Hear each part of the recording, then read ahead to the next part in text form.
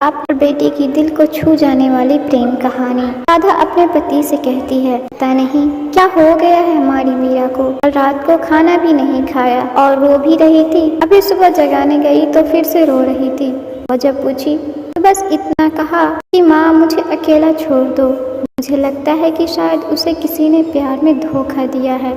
डर लगता है कहीं वह खुद को नुकसान न पहुंचाए। पति थोड़ी खामोशी के बाद कहता है, ठीक है मैं देखता हूँ। इतना कहकर वह अपनी बेटी के कमरे में जाते हैं। पिता, मीरा कैसी हो बेटा? पापा प्लीज मुझे कुछ दिनों के लिए अकेला छोड़ दीजिए। ठीक है बेटा, मगर मेरी एक शर्त है मीरा। बोलिए। पिता, मैं तुम्हें एक बकवास कहानी सुनाना चाहता हूँ, तुम सुन लो, फिर हम तुम्हें डिस्टर्ब नहीं करेंगे। बेटी, ठीक है सुनाइए। पिता, आज से करीब 20 साल पहले एक राजा हुआ करते थे, बेहद अमीर।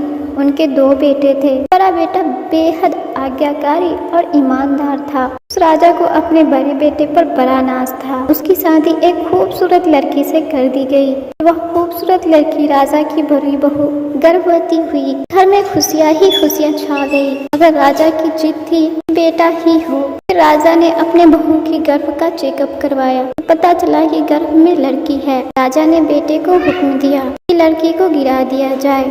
आखिरकार बड़ा बेटा आज्ञाकारी था, ना तो करेगा नहीं, मगर पता नहीं उस पागल बेवकूफ को क्या सूझा कि 2 दिन बाद अपना राजपाट, धन दौलत, शान शौकत सब कुछ छोड़ के अपनी गर्भवती पत्नी को लेकर महल से गायब हो गया। सच कहूँ तो वो बड़ा बेवकूफ और पागल था। लोग बेटियों को बोझ समझकर गर्भ में नष्ट कर देते हैं और वह बेवकूफ पागल एक बेटी के लिए तमाम सुख सुविधाओं को ठोकर मार दिया। वह बाप की बात मान तो आज उसकी जगह राजा हो। न जाने वह बेटी के पागल न जाने किस हालत में हो। तभी मीरा की माँ वहाँ आकर कहती कि वह बेटी के लिए पागल शख्स और कोई नहीं, यही तेरे पापा है जो तुझे अपनी सच्ची कहानी सुना रहे हैं। तू कहती थी ना मम्मी नाना नानी को तो मैंने देख लिया, काश पापा अनाथ न होते तो दादा दादी को चेहरा भी देख लेती। तेरे पापा अनाथ नहीं हैं, तू बड़ी होकर जिद न करे दादा दादी से मिलने की, तो इसलिए तुझसे यह सच छुपाया गया है।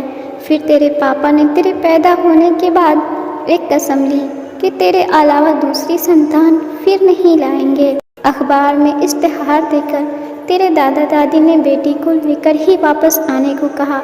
मैंने भी जोर दिया वापस जाने को, मगर तुझे गोद में उठाकर तेरे पापा ने बस इतना ही कहा, जिस घर में मेरी प्रिंसेस की हत्या का फरमान निकाला गया वहाँ एक राजा कैसे सांस ले सकता है।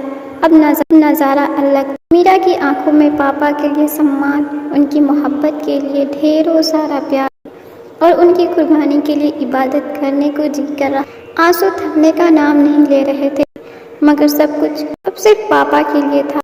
पापा ने बस आखिरी शब्द इतना ही कहा अपनी बेटी को, मैं नहीं जानता कि दुनिया तेरे बारे में क्या सोचती है, मगर तू मेरे लिए बेहद अनमोल है। भले मैं आज कहीं का राजा नहीं रहा, मगर तू कल भी, आज भी और सदा ही मेरी प्रिंसेस ही रहोगी।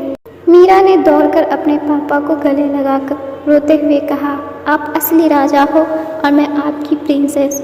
सबकी पलकें गीली थी, मगर वह एक नई सुबह की शुरुआत थी जहाँ प्रिंसेस फिर से अपनी रियासत में लौट आई थी। बेटियाँ माता पिता की जान होती है, उनकी आन बान और शान है।